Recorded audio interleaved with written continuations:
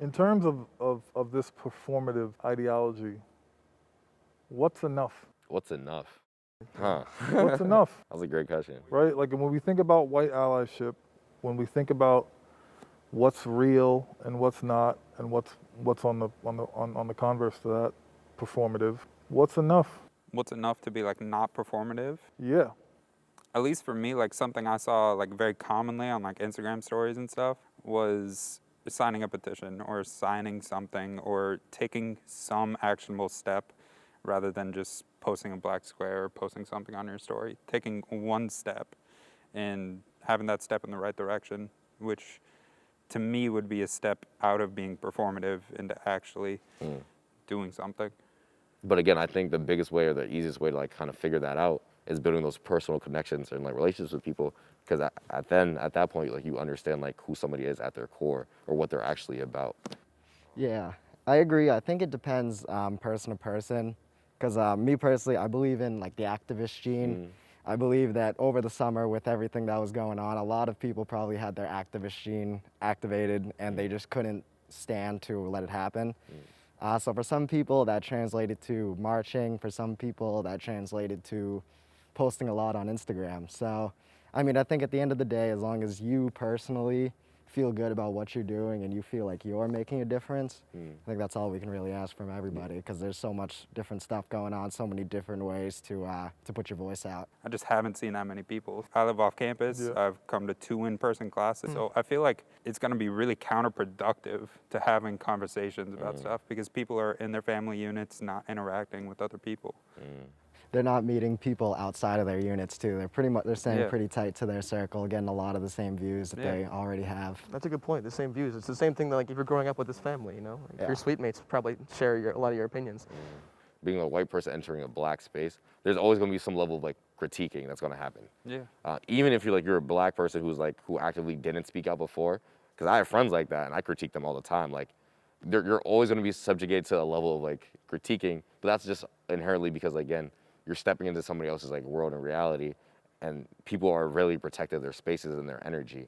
But I think like it comes down to, you know, just like when you're in a space with people that you trust and like you're close with, and they say something that you don't quite think is right, or you know that just doesn't sit well with you, and you think like, well, hey, like that's not quite. I think you got the wrong idea here, and you know you express to them why you think this, and just talk through with them. And you know they're likely to get defensive, and the people that you're close with, and they you know are very, I guess, steadfast in their ideals sometimes, and it's going to be hard to get through to them, and it might make them uncomfortable, and it might you know cause some, I don't know, some drama or something. But I guess it's okay to like make ripples. I feel like just as long as like we are, you know, being very genuine in what we're saying, and we don't stop talking because it's easier for us to stop talking, you know, then I think that we're doing a good job to continue creating that space of advocacy. I'm in a suite. A lot of my close friends are very much they're open-minded guys, but they make insensitive jokes a lot. And like, you know, for the past couple of weeks, like I've just kind of been sitting there and like listening to it and not really speaking up about it, which I'm not proud of myself for. Actually, I feel very, I guess, guilty about that, because it's not, you know, me being genuine. And then if I really believe in that, I should tell them like, hey, you saying these things, it's not cool. That's something I'm with.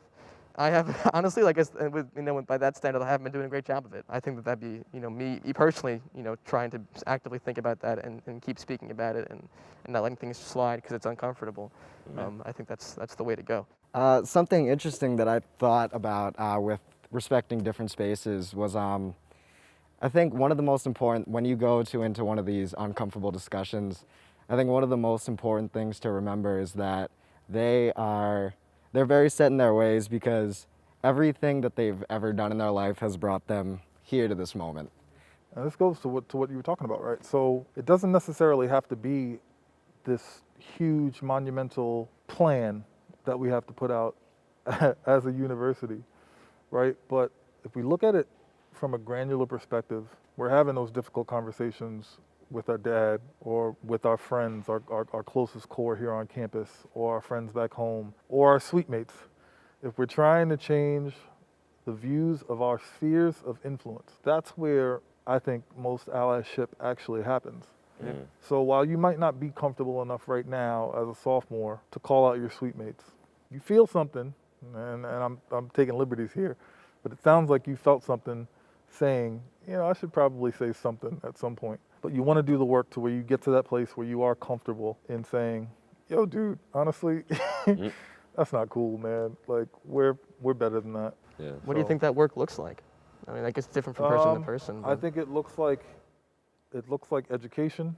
It looks like being able to recognize when those moments that feel nasty to you happen. And we all know we've been around our friends and somebody's made an insensitive joke It's a gut feeling. inside of our own privilege, right, about different things.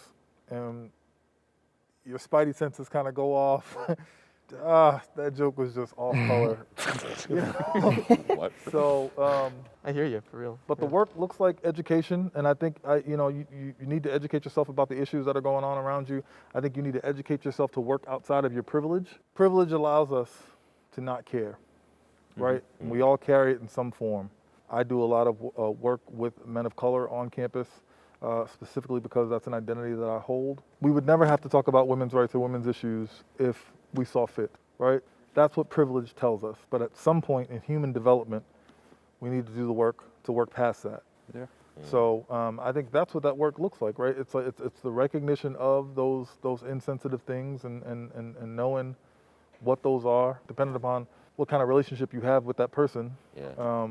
You want to be able to do the work to be able to call people out. You can do it in a very loving way. Sometimes you might have to call someone out of their name, and it might get confrontational, but I think it takes work to get there.